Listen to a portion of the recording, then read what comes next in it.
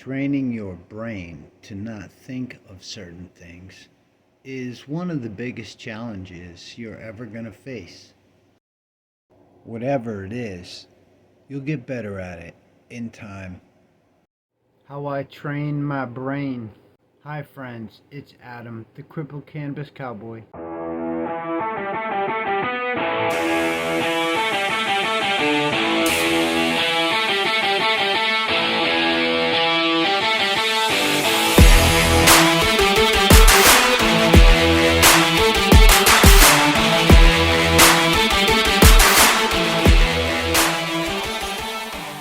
Thanks for watching my video and subscribing to my channel.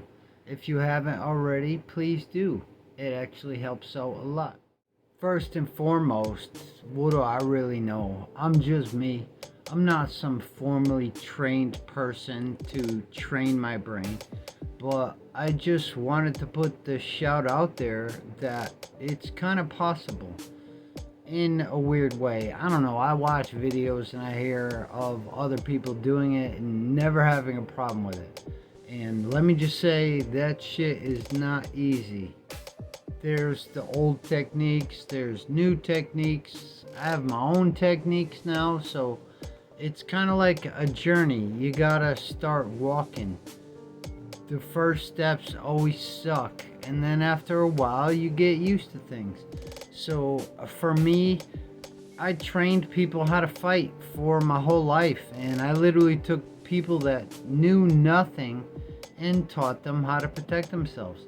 I got to play a part in making champions, so that's pretty cool. I took those concepts and I started applying it to me training my own mind. Does it help? Hell yeah, I gotta say it helps a lot. Does it make it go away? No. And for me, nothing's gone away. And it's like jumping in a game. You have to play the game or you lose. That's just the way it works. The game is gonna go on whether you like it or not. So that's the one weird thing that I noticed with training my brain. You'll get better at it the more you practice it. Like I said, it never really goes away. You always think of those things that depress you, bring you to those grief places.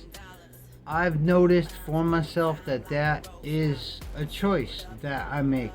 So that's like the first step, is I make the choice of not wanting to think about something or sit with something. Now that's easier said than done. Well, no, not really. You kind of just do it. Yeah, it's gonna suck and it's gonna be like, yeah, this dude don't know what he's talking about. Well, you gotta try it. It's like, alright, for example, to make it simple, you're thinking about someone and it's driving you nuts, you hate it, and then someone's like, oh, just think about something else. That's where it starts. It's like inserting a sliver into my brain. I'll insert this sliver and yeah, my brain is going crazy thinking about other things, but then all of a sudden there's that sliver. It's like, oh, let me think about this. Let me think about that. And then I would look at the day that went by, and this is just something I started doing recently, not so much in the beginning, but I would think about how many times did I think about this person today? Was it 20 times? 30? Maybe it was all day. That's a good start, paying attention to how many times you thought of whatever topic it was that's bothering you.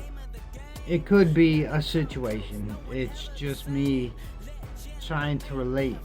So what I noticed is, you, after a certain amount of days, now it's not something that happens right away. The days turn into weeks, the weeks turn into months. So you start with this sliver in your brain of some other thought. It could be some random stupid ass thought that just makes no sense whatsoever.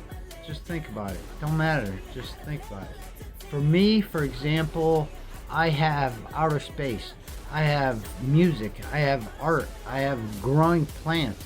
I have looking into the news. I have looking into archaeology. find these things that you can look into that are going to help you distract yourself. Sometimes I didn't have that luxury, so I'd have to sit with my own thoughts. When that happens, I still use the sliver. Just think about something stupid. I have a dog, so memories of my dog help. This person would set in my mind, oh, you know what? Did you play with your dog today? Go pet your dog. Play with your dog. Like, don't reminisce about beautiful feelings. And I mean, you could do that too, but when you're thinking about something else, odds are they're not pleasant and you don't want them there. So you want to train your brain to think of something else. We all wish we can share experiences with someone and how we feel and talk and all that stuff. When you're disabled, you kind of don't have that luxury. I don't have anyone. Well, the thing is, I have things. I could focus on my plants. I can't read anymore, but I'll listen to podcasts just out of some random thought. So you have to adjust. Like right now, I'm adjusting. I had reading and video games, and it got to the point where I didn't have reading and video games anymore. So instead of freaking the fuck out about it, I found something else to do.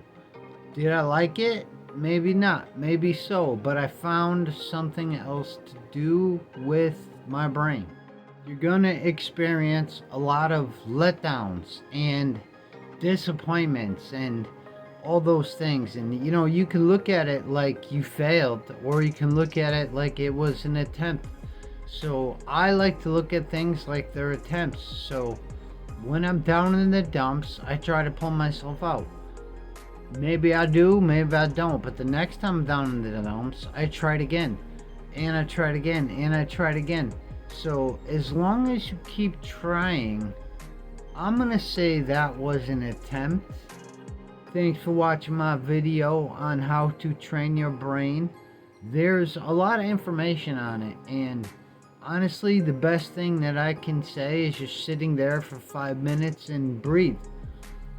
Oddly enough, that's something I used to do a lot of, but I just had forgotten, or it was so custom that I didn't even think about it until it was brought up in my psychology class, or this class I was invited to.